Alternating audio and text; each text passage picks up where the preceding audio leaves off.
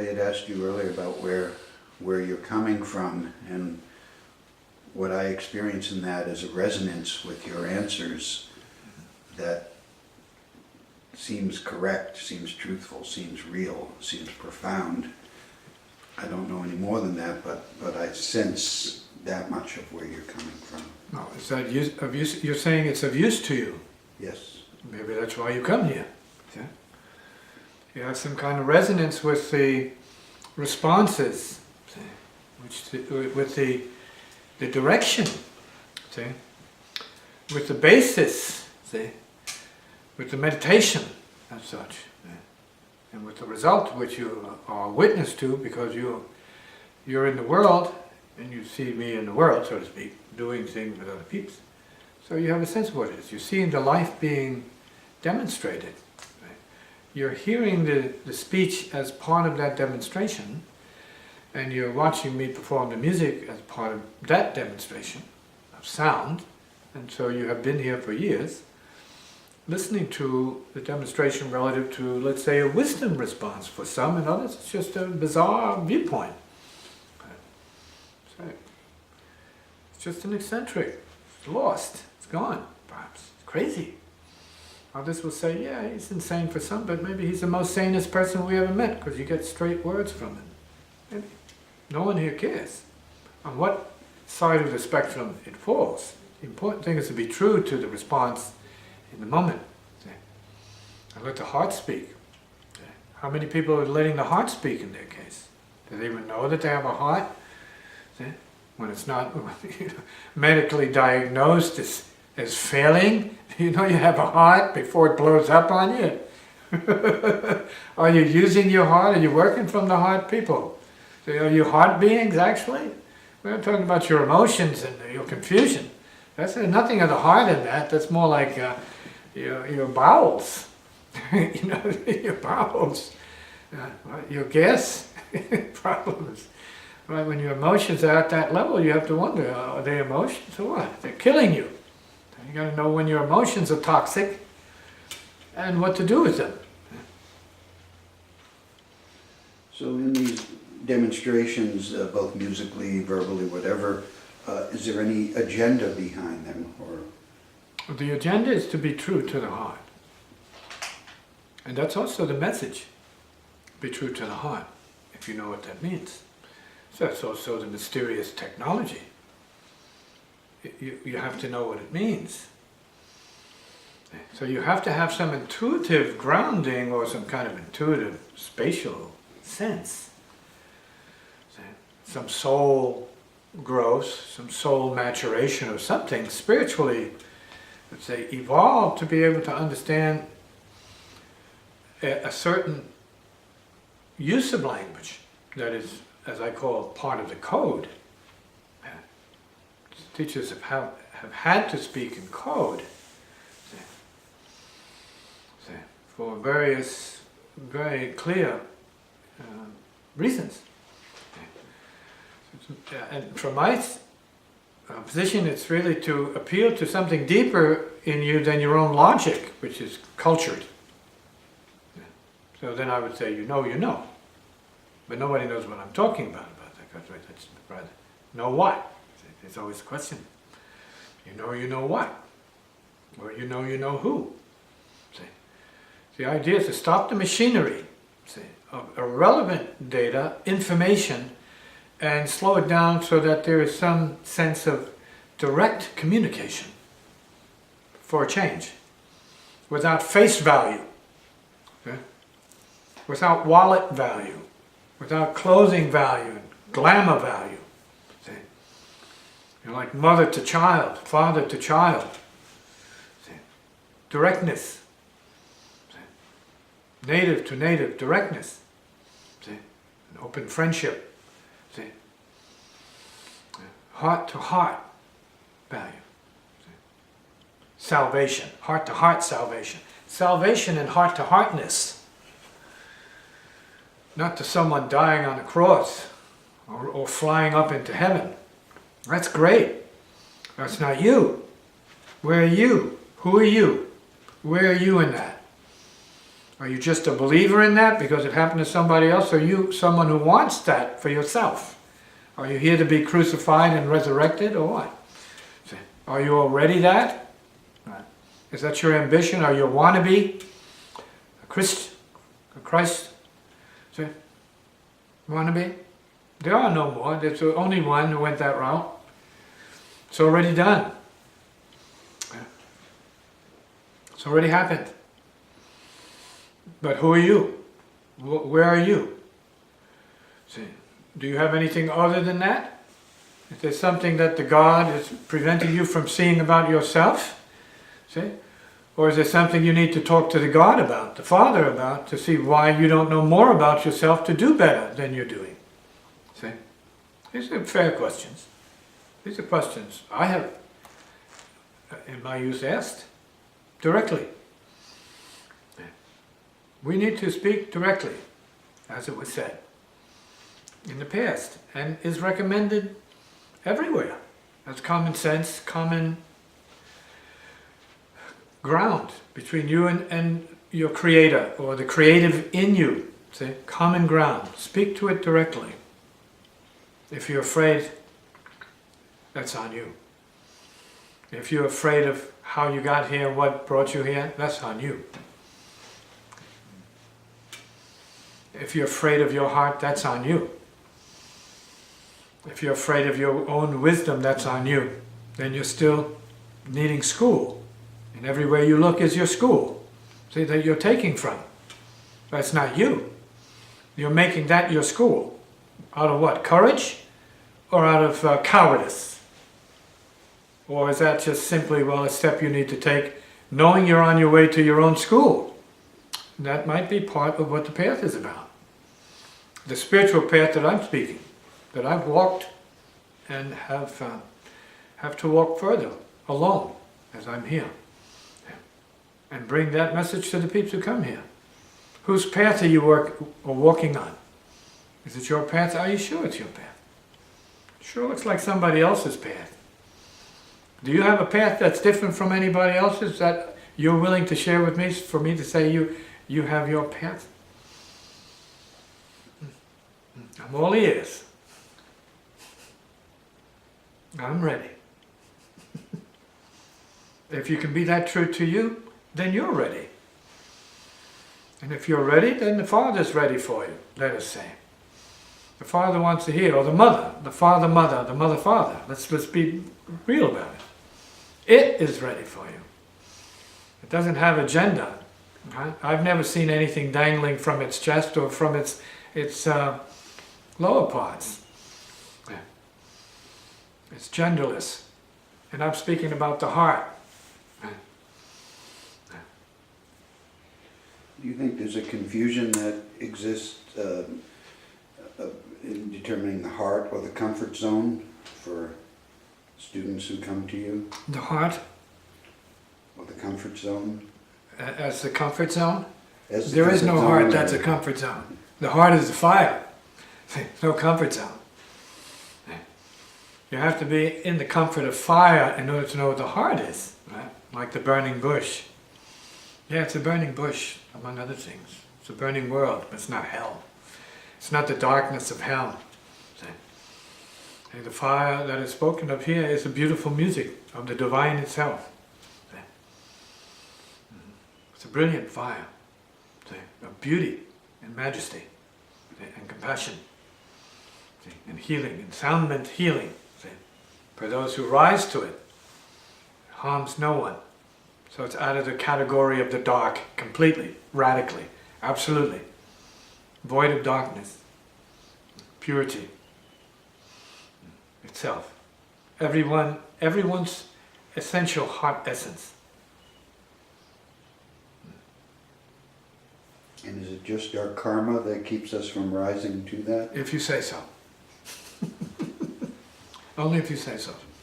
Whatever you say. Whatever you think and whatever you feel. Whatever you know. Yeah. And what happens to all that, whatever you think or know, when you meet the Master? Well, the question is there such a thing? And where is it? What is it?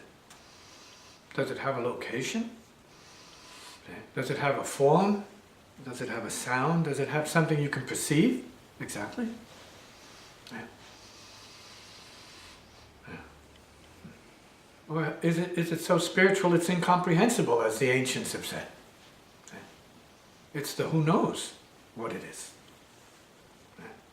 And yet we are here to be its voice, believe that or not. And we're here to be its agent, believe that or not. Once we are properly communed with it, you don't have a choice anymore, because you are that, more than you would care to be. It becomes you, in a sense. That's what there is to fear. The losing of self and becoming that, which is beyond yourself, which has more to do with the spirituality of the universe. Right? That means the inside of the inside of the inside of the universe. Yeah. Is this what's known as the death of the ego? Well, there's no death and there's no ego, so nice try. Maybe one is the same as the other. The ego's already dead. It's dead. It's already not. Yeah, it is not.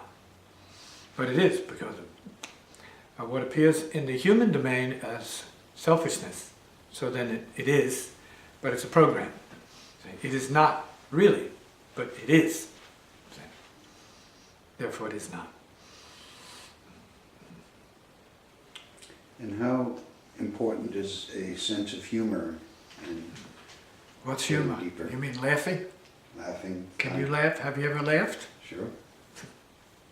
How much have you laughed? A lot, but I could laugh You made more. comics, right? You've laughed at the comics? Sure. Who are some of your comics? George Carlin, Richard Pryor, all the funny guys. All the nasty guys. Yeah. Right. So you've laughed, but you haven't laughed. See? You haven't laughed yet. Yeah. You haven't really laughed yet. You haven't found humor yet. See? You have found theatrics. See? And you've been amused by an hour of theatrics here and there along the way.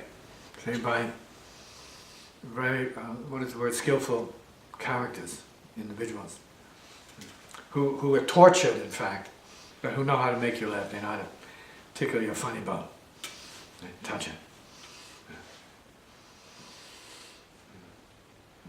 What do you make of that paradox? Well, it speaks to, laughter, humor being an escape from pain, and therefore inextricably tied to it. Yeah, so again, have you ever laughed? I've laughed and cried. Well, you have laughed and cried, but you haven't.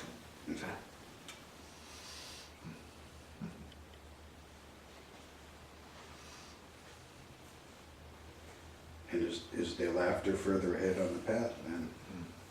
No, there's huge laughing. But it's not about what you're talking about.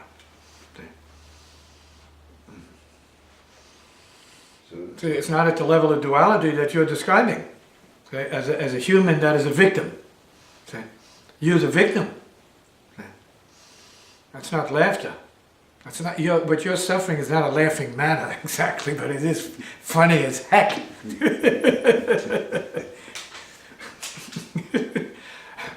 The human condition is funny as heck. Right? But we can all do without that part of it. In fact, but we can laugh at it because it's so outrageous and hilarious and stupid. That we, what, did you just see this? Right? Dumb, right? Dumb, right? Destruction, dumb, but necessary, obviously, because it's happening. It's part of this field to look at, behold, wonder, see, and depress from it, get sick over it, and then be exhilarated by it. Say, well, I'm glad it wasn't me. I'm fine, safe, tilt, kaplunk. It's your number, right? Yeah, so there's no laughter really in that, see? And there's no humor in that really. Having your ribs tickle so that you laugh, that's not what humor is. See? That's a reaction. That's not real humor. It's not heart humor. See? It's a mechanical reaction. See?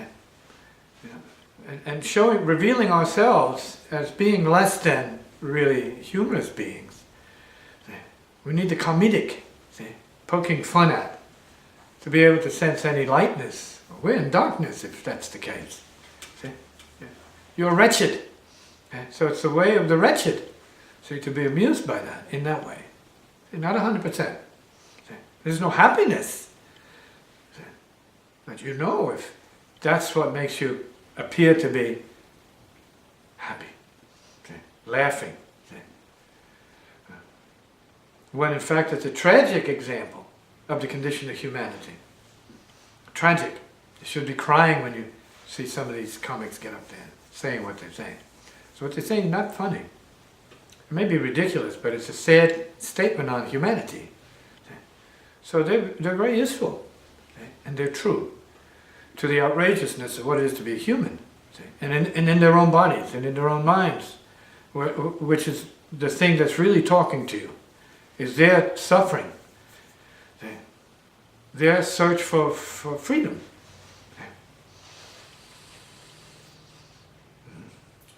So what do the enlightened laugh at? Anything and everything, and maybe nothing, see? Nothing. See? How about that? Laughing for nothing. Can you laugh for nothing? Sometimes. For no reason at all, yeah. That might be truer then. See? Spontaneous, see? Effulgence. Or emotion, spontaneous. Not just mechanical. I mean, it may be due to your own machinery, so we can say, well, it's all mechanical, but no, sprung. See? Liberated. There's that part of it. Because if it's truly liberated, then you would be one of the liberators. And only the liberators know how to liberate others, in a sense. And they don't just entertain you. They show you the way. They don't show you the way to a theater that you have to pay to get in and you have to leave. See? They don't give you that fish. They teach you how to fish. It's a way of life. The liberated way of life. Everything's self-liberated. So can one liberate themselves? Or do they? You have no choice but to. You have to be tired of you as you are. And as long as you're still entertained and amused by you, you're stuck there. Right? You're your own audience. You're laughing at your own nonsense all the time. If you like it. So then the comfort zone is a prison. The comfort zone is a prison. The prison is a comfort zone.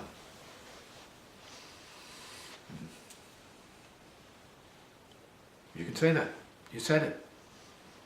It's okay. Then you can open that up and say, no, it's not. And I agree with you on that. It's not, and it is. In this case, depending on who or what. That's the question. Who or what. And so does that mean that some who's have potential for liberation and some who's don't? Well, I think we're really saying about some who's don't want liberation. Some who's want bondage. And they want you in their bondage. And there you are bonded to them. See? You are entrapped, ensnared by those who want you to keep you, to use you in a certain way. See? Not to serve you, but just to use you. And that's the nature of the unconscious. It's to use you for itself. And what is the way out of that? Just purely recognition and choice? No, you gotta enjoy it. You put yourself there, so you enjoy it. You want the bondage, you enjoy the bondage. See? And run the circuit to conclusion. And that's how it is for most people. They have to exhaust what it is they're doing first before they'll take another step outside of that. See? Very seldom do people awaken midstream and radically turn themselves around. That's very rare. See? They usually go their way. See? Justifying and rationalizing all the things that choke them. All the things that bind them. all the things that hold them back. They exalt those things. Ah, but this is my girlfriend. We have a deal. Or this is my boyfriend. We have a deal. You mean you're stuck? Oh, no, it's just a deal. You mean you're stuck? Good. Oh, no, it's just the deal we have. It's working. We're going somewhere with this deal. You mean there's no change? Oh, we don't want change. You're stuck. No, I'm not stuck. We have a deal. It's working. Okay. Well, bondage. Perfect. Bondage. Program. In a container. In a box. No problem with it. So you have to wait until that falls apart some way. Wears out, or it's crashed into, or it just starts to lose whatever it is that keeps it together. Right? Time. Time, space, energy. And it implodes or explodes, however. Or it could be more graciously, let's say, arranged by conversation. Say, yeah, I think, hey, baby, it was good. It's good, it's great, wonderful. Oh, we had a great time. We got great memories, but now I found another girl. Or you found another boy. Okay. So it's over. Right? That's laughable. That's great. See? Because you learn a lesson of time. Time rules. See? You're a slave of time. It's good when it's on and it's bad when it's off. Well, it's always good. All of it's good. So do you see a life weighed down by that kind of bondage as being a wasted life or a wasted potential? A life in bondage. Just go as far as saying it's wasted. As I said earlier, 1,000 lifetimes for some peeps. They're moving so slowly. It's fast. That's fast. That's like the speed of light. For others, it's relative. You, the individual, have to determine how much of the same you can handle. How much is enough for you? No humor. No funny comedic anything here. Just insight, see, in sound. So you can see your creative relationship to your world. Your collaboration, see, with the forces that be. Outside of you and inside of you. You're in the middle. You're being determined by ancestral blood, heavy duty, no bondage, no life. Hey, whoa. Heaviness, right? We're not saying there's anything wrong with bondage. No, you better be bonded for good, see? Not for darkness. See? Be bonded, be wed to that which is light. Yeah, so we can apply it that way. Be attached to the light, yes. Be attached to realization, perhaps, and practice in a manner of speaking. That's good practice. It's a good habit. Where you see it's melting you down into reality. And we're calling it then a good method of undoing what needs to be done, in your case. So that you stand free and are awakened to the creative resources you have, which you have freely compromised every chance you got with this person or that person. For what good reason? And you speak about waste based upon your value system, not upon any logic I may be working from, or illogic I may be enjoying to share with anyone. So if somebody gets beyond laughing at things outside themselves and begins to find humor in well, laughing at humanity, like they're not that. You're laughing at everybody else. That's not them. So if you laugh at your own condition, your own being, your own nature, is that a sign? Well, I'm not saying that's a key to realization. No, you're pretty funny. You're hilarious. And everything you do and say and walk away, everything about you is hilarious, right? So you should be way beyond laughing and needing to go to hear any comedy, comedy on TV, off TV, on Broadway or wherever. See, your life is a riot, but that's a preoccupation, so that's not useful. Say, this is the funniest cat. He's laughing all the time, but he's stuck. Good and stuck. No space, no room, nothing else. Already just blap. Kicked aside. Fixed. Done. No. Nothing else. No room for growth. Man. Too much fear. So from the other side of that is, can a humorless person, somebody who finds nothing funny, develop spiritually and grow? It depends on what the karmas are. See? I like the characters you come up with in your scenarios here. But it depends on what the karma, what the situation actually is. See? To determine whether it's, where and when silence is of use at the creative level. So then we're talking about the recreation if any is needed. But you can take any character, any being in earth, on earth, around the universe, any character, and bring out of them this thing, this reality, this awareness, this awakenment, because it's universal. By nature, it's universal. It is everybody already, but you have to access it and work your way to it, in a sense. If you're too busy being a human like everybody else you look up to and like, and you're just being a stereotypical other kind of person, right? The professional, the artist, person that looks this way, speaks that way, all of these sort of characteristics that blind you. So you model yourself off of that and you got nothing. You have nothing. You need illumination from the inside out. You need revelation. And you need to awaken beyond all of these images and forms and things and beings that fascinate you. That make you numb to yourself. That make you deaf, dumb and blind to your inner world. The real, the divine itself. You're seeing out there what, right, for entertainment, and you have then maybe lost track of your own inner attainment. Entertainment, for many who are progressing, is first and foremost.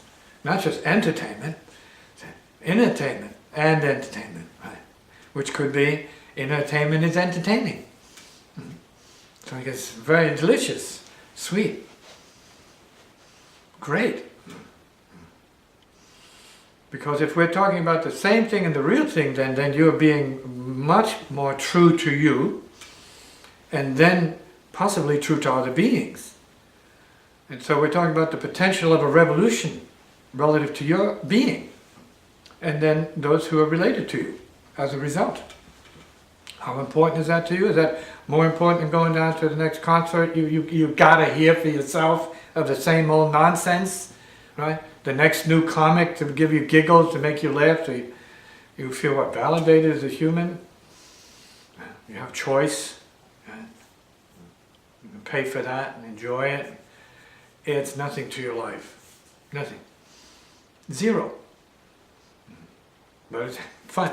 So, okay, so you're a fun machine. But this is a lot of peeps. We're just fun machines. It's not you personally. I'm speaking about you, humanity. There's more to this. And you don't need to go back 2,000 years or 2,500 years ago to find out there's more than this that you can be doing for your people by realizing it for yourself. Yeah. So, it's not a preaching as much as an observation and questioning. Have you done enough? Can you do enough? Yeah. To help yourself, to help your own peeps. See? So this is altruism at the family level. Who can you help more than you have helped? If you don't help yourself to what that is. So this is really talking about getting beyond and deeper than the world of appearances. Well, I mean, we are beyond the world of appearances. We are more than that. We are the source of the world of appearances, coincidentally. There's no appearances without you awakening to what it is. Without you being here, being a, you might say, a member of the machine here, there would be nothing. You couldn't see it. if you can perceive it.